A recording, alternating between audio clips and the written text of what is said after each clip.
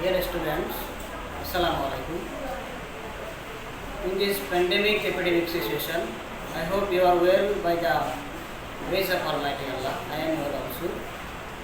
So, a long time you have not in this our institution, and our educational institutions are still closed.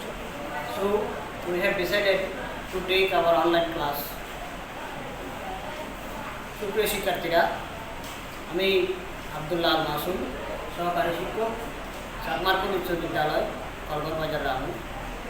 তোমাদের বোঝার সুবিধার্থে ক্লাসটি আমি বাংলায় নিচ্ছি। সুপ্রিয় শিক্ষার্থী, আজকে আমাদের আলোচ্য বিষয় হবে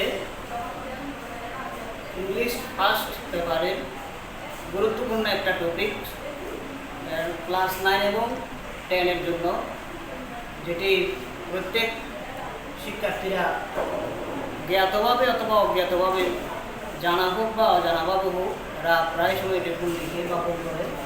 সেরকম একটি ইম্পর্ট্যান্ট একটা টপিক আমাদের, সেটি হলো আনসিন কম্প্রিহেনশনের সামারি রাইটিং। সামারি রাইটিংয়ের ব্যাপারে আমাদের কিছু ভুল ধারণা রয়েছে। আমরা মনে করি সামারি রাইটিংটা একটা প্যাসেজ থেকে উপর থেকে কয়েকটা লাইন, মধ্যখান থেকে কয়েকটা লাইন, শেষ থেকে কয়েকটা লাইন লিখে দিলাম, তাহলে একটা প্যাসেজ হয়ে গেল, তাহলে স্যার আমাকে কিছু নম্বর দেবে। আসলে কিছু নম্বর পাওয়া যায়, এটা মিথ্যা না, কিন্তু আমাদেরকে খুব ভালো একটি যে মার্কস পেতে হয়, তাহলে আমাদের কিছু টেকনিক অবলম্বন করতে হবে। এই টেকনিকগুলো অবলম্বন না করলে আমরা একটি নম্বর পাবো, কিন্তু সেটা হবে গতানুগতিক একটা নাম্বার। সুতরাং এই সামারিটা লেখার জন্য আমরা কী কী বিষয়ের উপর টেকনিক অবলম্বন করতে পারি, আজকে সেই ক্লাসটি আমি নিচ্ছি। আশা করি এটি তোমাদের উপকার হবে। প্রথমেই বলে রাখি, এই সামারিটা লিখতে হবে আমাদেরকে আনসিন প্যাসেজ, যেটা ক্লাস 9 এবং 10 অর্থাৎ 100 মার্কস এর একটি কোয়েশ্চেন পেপারের আনসিন প্যাসেজ যেটা আসে, ওই আনসিন প্যাসেজের উপর ভিত্তি করে আমাদেরকে একটি সামারি লিখতে হয়। এই সামারিটা লেখার জন্য আমাদেরকে প্রথমে প্যাসেজটা ভালো করে পড়তে হবে। যেহেতু এই প্যাসেজটা আনসিন মানে আনসিন, এটা আসলে আমাদের কিছু মডেল কোয়েশ্চেন বইয়ের মধ্যে প্যাসেজ লেখা থাকে, সেজন্য আমরা এটা সিন মনে করি, আসলে সেটি আনসিন হওয়াই উচিত। এমন একটা প্যাসেজ দেবে যেটা তোমার জীবদ্দশায় তুমি কখনো দেখোনি, এরকম একটি প্যাসেজ ওরা দিতে পারে। তো আমাদের মনে করো সেরকম একটি প্যাসেজ দিল, আমরা তাহলে প্রথমটা স্টেপ 1, আমাদেরকে প্যাসেজটি ভালো মতো বুঝতে হবে। প্যাসেজ রিডিং না লিখে প্যাসেজ রিয়েলাইজিং লিখি। প্যাসেজটা ভালো মতো অনুধাবন করতে হবে আমাদের। এই প্যাসেজটা কী বিষয়ে বলা হয়েছে, তাহলে আমরা বিভিন্ন বোর্ড কোয়েশ্চেন অ্যানালাইসিস করলে দেখি এই আনসিন প্যাসেজটা বিশেষ করে ক্লাস 9, 10 পার্সোনাল কতগুলো প্যাসেজ আসে, অর্থাৎ ব্যক্তিবাচক মনে করো রবীন্দ্রনাথ ঠাকুর, rebel poet Kazi Nazrul Islam, Humayun Ahmed, Lord বেরন, Einstein, এই জাতীয় ব্যক্তিগত প্যাসেজগুলো বেশি আসে। আমরা আজকে এই ধরনের পার্সোনাল ইন্ট্রোডাকশন নিয়ে যে প্যাসেজগুলো থাকে ওইগুলো সম্পর্কে আমরা আজকে বলবো। আর কিছু থিওরিটিক্যাল প্যাসেজ থাকে, মনে করো নোবেল প্রাইজ, এরপর রয়েছে এনভায়রনমেন্টের উপর কিছু প্যাসেজ আছে, এই জাতীয় প্যাসেজগুলো আসলে অন্যরকম হবে। আজকে আমরা পার্সোনাল প্যাসেজ যা আসে ওগুলো কীভাবে লিখব, তাহলে আমাদেরকে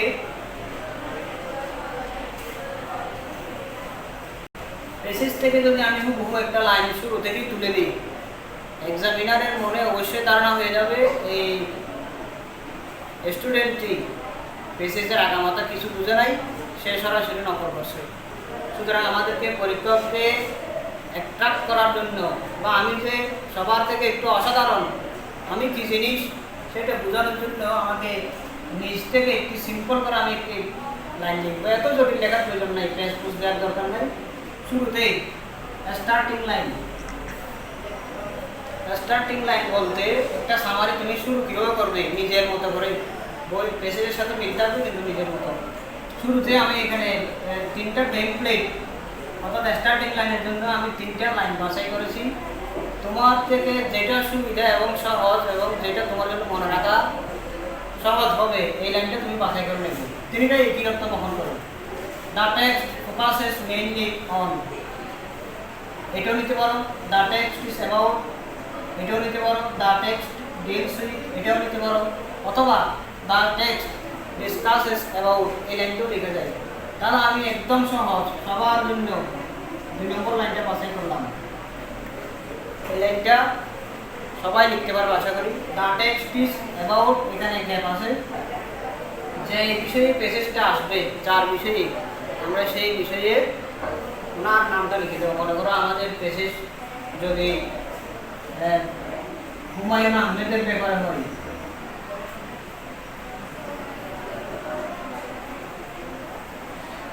হুমায়ুন আহমেদ, আমরা দ্য টেক্সট ইজ অ্যাবাউট ধরে নিলাম এই পেজেসটা হুমায়ুন আহমেদের বিষয়ে। এখানে কি সরাসরি হুমায়ুন আহমেদ লিখবো? হুমায়ুন আহমেদ লিখলে একটু অন্যরকম লাগে না? একটু একদম সিম্পল হয়ে যায় হুমায়ুন আহমেদ। তাহলে আমরা এই লাইনটা আরেকটু সুন্দর করে লিখতে পারি।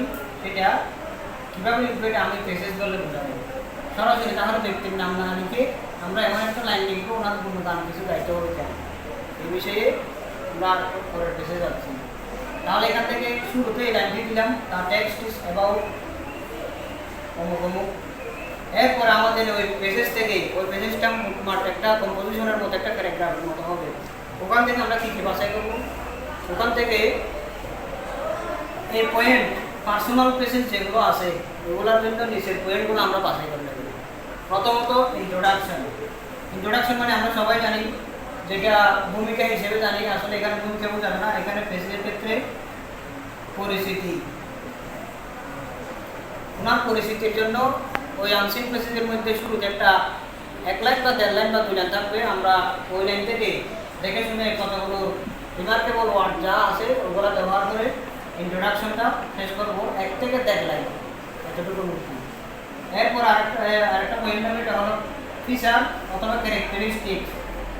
যে ব্যক্তি বা যে বস্তু যে পেজেস ওইটার বৈশিষ্ট্য কি, ফিচার বা ক্যারেক্টারিস্টিক্স মানে হলো বৈশিষ্ট্য। বৈশিষ্ট্য উনি কীরকম, কী মানের ছিলেন, কী ধরনের মানুষ ছিলেন, ওনার পদবী কী, এই জাতীয় জিনিসগুলো ফিচার এবং ক্যারেক্টারিস্টিক্স। ঠিক ইন্ট্রোডাকশনের পর ধরেই এই বিষয়ে আমরা 2 লাইন 2.5 লাইন লিখতে পারি। তাহলে এরপরে আসবে হিস্টোরি। হিস্টোরি বলতে ওনার হিস্টোরি শব্দের অর্থ এমনি ইতিহাস। তাহলে এখানে আমাদের পেজের ক্ষেত্রে জীবনী বোঝাবে। জীবনী বলতে ওখানে ওনার শিক্ষাগত জীবন আছে, এরপরে বিভিন্ন তার কার্যক্রম আছে, তিনি কোথায় কোথায়, তাহলে এগুলোকে লিখি। হিস্টোরি বলতে এখানে রয়েছে এডুকেশন, শিক্ষা জীবন, এডুকেশন লাইন, শিক্ষা জীবনটা লিখতে হবে। এরপরে আমাদের তার ক্যারিয়ার,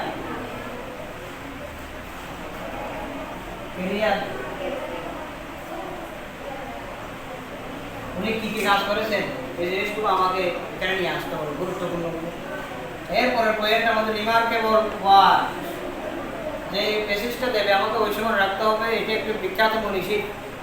এই পেসেজটা একটা বিখ্যাত মনীষীর পেসেজ, ওনার কিছু রিমার্কেবল ওয়ার্ড থাকবে, মানে তার মানে উল্লেখযোগ্য কিছু কর্ম থাকবে। যদি তিনি সাহিত্যিক হন, সাহিত্যকর্ম,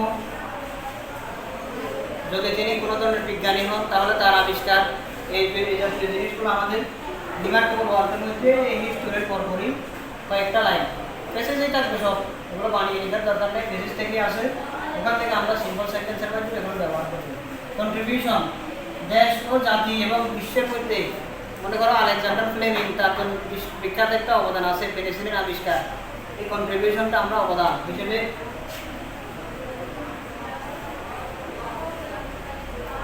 এই লাইনটা নিয়ে আসবো। এরপরে মেজর ইনসাইডের তার জীবনে যদি কোনো ধরনের গুরুত্বপূর্ণ ঘটনা থাকে যদি ঘটনা থাকে,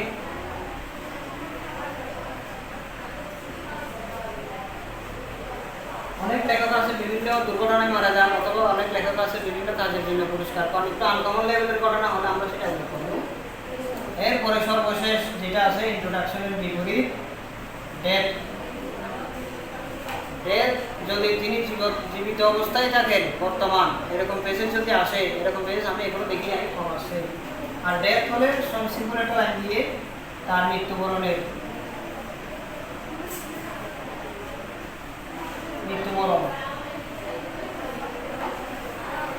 এই জিনিসটা আমরা লিখে তারপরে যদি ফিনিশ করি, তাহলে আমার এখানে যে সামারির জন্য যে রিকোয়ারমেন্টগুলো থাকে, এতটা শব্দ হইতে হবে, সবগুলো আশা করি এইভাবে লিখলে, আমাদের সিম্পল সেন্টেন্সের মাধ্যমে লিখলে মনে হবে আমরা নিজেরাই লিখছি এবং কিন্তু পেজেস থেকে তথ্যগুলো লিখছি। সেই কারণে স্যার আমাদেরকে সামারির মধ্যে 10 নাম্বার, কিন্তু 10 নাম্বারের মধ্যে আমাদের বেশিরভাগ নাম্বার দিতে বাধ্য থাকবে। তাহলে আমরা এর পরবর্তী এইগুলো ব্যবহার করে একটা পেজেস থেকে আমরা কীভাবে লিখবো এটা আমরা এখন দেখব। এই ক্লুগুলো ব্যবহার করে, এই টেকনিকগুলো ব্যবহার করে আমরা একটা পেজেসের সামারি এখন লিখব। সামারি লেখার জন্য আমাকে পেজেসটা প্রথমেই স্টেপ 1 ছিল পড়তে হবে। আমি একটি পেজেস ধরলাম যেটা প্রায় সব বইয়ে অ্যাডভান্স অথবা অন্য যে কোনো ধরনের বই আমি অ্যাডভান্স ফলো করি। অ্যাডভান্স বইয়ের মধ্যে সম্ভবত মডেল কোয়েশ্চেন 13 এর মধ্যে রয়েছে 646 পৃষ্ঠায়। তোমাদের যে বই আছে টেস্ট পেপার, যে কোনো বইয়ে তোমরা এই পেজেসটা পাবে। হুমায়ুন আহমেদ, তাহলে এটার আমি কয়েকটা লাইন পড়ছি। Humayun Ahmed was a teacher, author, dramatist, playwright and filmmaker.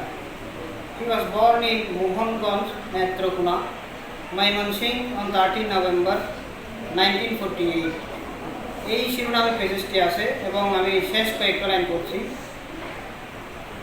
For his outstanding achievements, he was honored with many awards including Bangla Academy Award 1981 and Ekushe Padak 1994. He died on 19 July 2012 at Belloc Hospital in New York. He was buried in Mohashpuri. এটা হলো শেষ line. তাহলে এই পেজেসটা থেকে আমরা ওই টেকনিকগুলো কীভাবে বের করবো, টেকনিকগুলো ব্যবহার করে লাইনগুলো কীভাবে বের করবো আমি লিখছি। তাহলে আমাদের প্রথমে ছিল একটা স্টার্টিং লাইন লিখতে হবে। তাহলে আমরা এটা লিখি। সহজ একটা লাইন ছিল, the pages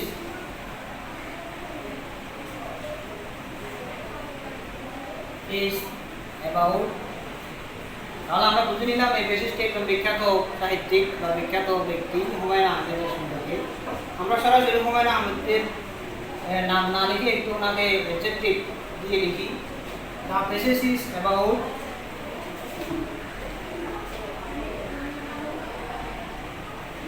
a renowned person। যেহেতু সব পার্সনের, তাহলে রেনোন পার্সন আমরা ব্যবহার করতে পারি এই পেজেসগুলোর জন্য। অ্যাবাউট এ রেনোন পার্সন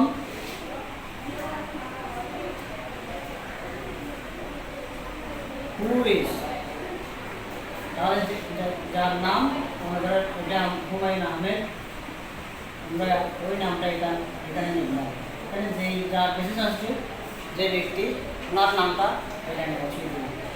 তাহলে the pages about a renowned person who is Humayun Ahmed. অর্থাৎ এই পেজেসটা এমন একজন ব্যক্তি সম্পর্কে যিনি হলেন হুমায়ুন আহমেদ। এটি এক ধরনের ইন্ট্রোডাকশন হয়ে গেল।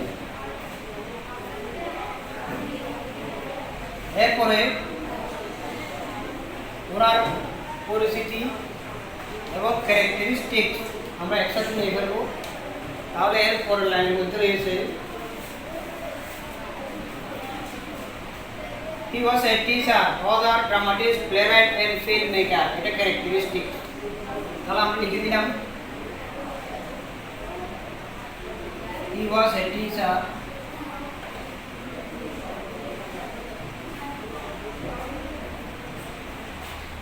author,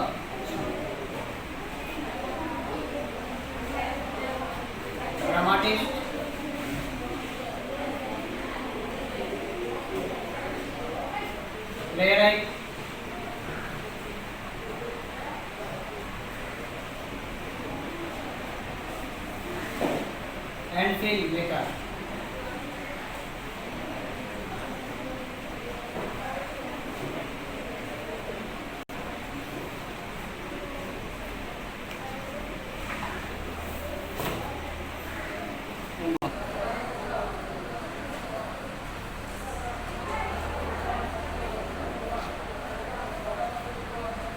তাহলে ইন্ট্রোডাকশন এবং ফিচার্স ক্যারেক্টারিস্টিক্স আমরা লিখলাম। He was a teacher, author, dramatist, playwright and filmmaker. এরপরে আমরা চাইলে ওনার জন্মস্থানটা একটু উল্লেখ করে দিতে পারি ক্যারেক্টারিস্টিকের মধ্যে। He was born in Netrokona, Mymensingh on 13 November 1940। এই লাইনটা পেজেস থেকে তোমরা খুব লিখতে পারবে, কোনো ধরনের সমস্যা নাই, এটা পেজেস থেকেও লিখা যায়। এরপরে আমরা হিস্ট্রিতে যাই, ওনার শিক্ষা জীবন এবং কেরিয়ার, ওনার পেশাগত জীবন সম্পর্কে আমরা একটু লিখি। তাহলে আমরা পেজেস দেখলে দেখতে পাই এখানে উনি শিক্ষা অর্জন করেছেন। একসাথে আমরা ওই লাইনগুলো লিখে দেবো। উনি হাই স্কুলে শিক্ষা অর্জন করেছিলেন বগুড়া জেলা স্কুল থেকে। এরপরে উচ্চ মাধ্যমিক ঢাকা কলেজ থেকে এবং উচ্চশিক্ষা তিনি ঢাকা ইউনিভার্সিটি এবং নর্থ ডেকোটা স্টেট ইউনিভার্সিটি থেকে গ্রহণ করেছিলেন। আমরা এগুলো একটি সিম্পল লাইনের সাহায্যে এক লাইনে লিখে দেবো। বেসিসের মধ্যে আলাদা আলাদা লাইন লেখা আছে, এগুলো লিখলে আমাদের সামারিটা অনেক বড় হয়ে যাবে এবং বেসের সাথে হুবহু মিলে যাবে। তাহলে স্যার আমাদের সকলে একটি বাজে মন্তব্য অথবা নিম্নমানের একজন স্টুডেন্ট মনে করতে পারে। এই কারণে আমরা এই লাইনটা এভাবে লিখব। He passed his educational life, একসাথে সব স্কুল, ফ্রম বগুড়া জেলা school, Dhaka college, university of Dhaka and North Dakota state university. যে ইউনিভার্সিটি বা যে এডুকেশনাল ইনস্টিটিউশনগুলো আমরা পেয়েছি তা এখানে লিখলাম। তাহলে এখানে তার হিস্টোরির একটা অংশ পেয়ে গেলাম। এরপরে তার ওনার কেরিয়ার সম্পর্কে আমরা একটু লিখি। উনি কী ছিলেন? বেসিসে আছে তিনি ছিলেন একজন ঢাকা বিশ্ববিদ্যালয়ের রসায়ন বিভাগের অধ্যাপক। তো আমরা এই লাইনটা সিম্পলে লিখব। He work as a professor of chemistry in Dhaka university. Dhaka বিশ্ববিদ্যালয়ে তিনি রসায়ন বিদ্যার অধ্যাপক হিসেবে তিনি কর্মজীবনে ছিলেন। তাহলে কেরিয়ার লাইনটাও শেষ। এরপরে আমাদের আসছে রিমার্কেবল ওয়ার্কস, অর্থাৎ ওনার উল্লেখযোগ্য কাজটা কি, তিনি কী জন্য এত পপুলার। তাহলে আমরা এটাও লিখলাম। বিশেষ থেকে আমরা ইনফরমেশন নিলাম যে ওনার একটা রচিত বিখ্যাত একটা উপন্যাস ছিল নন্দিত নরকে। আমরা এটাকে রিমার্কেবল ওয়ার্কের মধ্যে ইনক্লুড করলাম। তাহলে একটু সিম্পল লিখলে কী হয়? He gained a lot of popularity for his famous novel Nondito Noroke. চাইলে ওখানে সাল উল্লেখ আছে, ওটাও লেখা যায়, আমি ওটা লিখলাম না। নন্দিত নরকে নামক বিখ্যাত উপন্যাসের জন্য তিনি বহুল জনপ্রিয়তা অর্জন করেন। তাহলে এটা গ্রেট ওয়ার্ক। এরপরে ওনার আর কি আছে? বাংলা সাহিত্যের মধ্যে ওনার অবদান আছে, তিনি আমাদেরকে সাহিত্যে সমৃদ্ধ করেছেন। তো সেটা আমরা এভাবে লিখতে পারি কন্ট্রিবিউশনে। He wrote over 200 fictions and non fiction books. 200-এর উপরে তিনি ফিকশন এবং নন ফিকশন বই লিখেছেন এবং এটাও ওনার উল্লেখযোগ্য কর্ম এবং অবদান। এরপরে he wrote a number of dramas and drama serial. তিনি অনেকগুলো ধারাবাহিক নাটক এবং নাটকও লিখেছেন। আবার ওনার বাংলা চলচ্চিত্র জগতে যেহেতু তিনি একাধারে এই জিনিসগুলো তিনি ছিলেন, টিচার ছিলেন, অথর ছিলেন, ড্রামাটিস্ট, প্লেরাইট, ফিল্ম মেকার, এই একাধারে একজন এরকম প্রতিভাবান মানুষের তিনি আমাদের জন্য কী দিয়ে গেলেন তিনি, তাহলে দেখা যায় as an outstanding filmmaker he directed many films। তিনি অনেকগুলো তাহলে চলচ্চিত্র পরিচালনা করেছেন, এগুলোর পাশাপাশি তিনি চলচ্চিত্র পরিচালনা করেছেন। এইটা একটা তার বিশেষ করে এই জিনিসগুলো মেজর ইনসাইড, অর্থাৎ অন্যতম কাজ, এই জিনিসগুলো অন্যতম কাজ। তাহলে এবার ফিনিশিং লাইনগুলো আমরা কীভাবে দেবো? এই কর্মের জন্য he got a number of national and international awards. তিনি অনেকগুলো জাতীয় পুরস্কার এবং আন্তর্জাতিকভাবে পুরস্কার পান। তাহলে একদম শেষ লাইন। ডেটটাকে আমরা বর্ণনা করবো, বিভিন্নভাবে বর্ণনা করা যায়। সরাসরি হি ডাইড লেখা যায়, অথবা আরেকটু ভালোভাবে he left his last breadth, তিনি তার শেষ নিঃশ্বাস ত্যাগ করেন, লাস্ট ব্রেথ। এটা একটু লিখে, এভাবে লিখলে একটু সবার চেয়ে আলাদা দেখা যায়। He left his last breathe in 2012 সালে তিনি তার শেষ নিঃশ্বাস ত্যাগ করেন। তাহলে এই ক্লুগুলো ব্যবহারের মাধ্যমে আমরা একটা প্যাসেজ থেকে ইনফরমেশন নিয়ে টেকনিক্যালি নিজের মতো করে সিম্পল সেন্টেন্স দিয়ে যতটুকু পারি সবগুলো আমরা এই প্যাসেজের মাধ্যমে অন্তর্ভুক্ত করলাম। এভাবে লিখলে আশা করি তোমরা অন্তত ফুল নম্বর তো পাবে না, ফুল নম্বর না পেলেও অন্তত বেশিরভাগ নাম্বার এখানে গেইন করা যাবে। আমি এই বিষয়ে আশাবাদী। তোমরা এটা ফলো করবে এবং বিভিন্ন ধরনের প্যাসেজ দেখে, এটা একটা ব্যক্তিগত প্যাসেজ, আমরা সামনে বিভিন্ন থিওরিক্যাল যেগুলো প্যাসেজ আছে এগুলো সম্পর্কে দেবো। এটা তোমরা প্র্যাকটিস করবে বাসায়, এবং বোর্ড কোয়েশনের যে প্যাসেজগুলো রয়েছে তোমরা চেষ্টা করবে এইভাবে লেখার জন্য। এভাবে একবার লিখলে দেখবে তোমাদের কী হয়ে যাবে, এটা আয়ত্তে চলে আসবে, এবং যে কোনো প্যাসেজে সামারি লিখতে তোমাদের আর অসুবিধা হবে। সুতরাং আজকে এই পর্যন্ত, আশা করি তোমরা বুঝতে পেরেছ। পরবর্তী ক্লাসগুলো নিয়ে তোমাদের সামনে আসবে ইনশাআল্লাহ। আজকে এই পর্যন্ত, তোমার কাছ থেকে দোয়া চেয়ে বিদায় নিচ্ছি।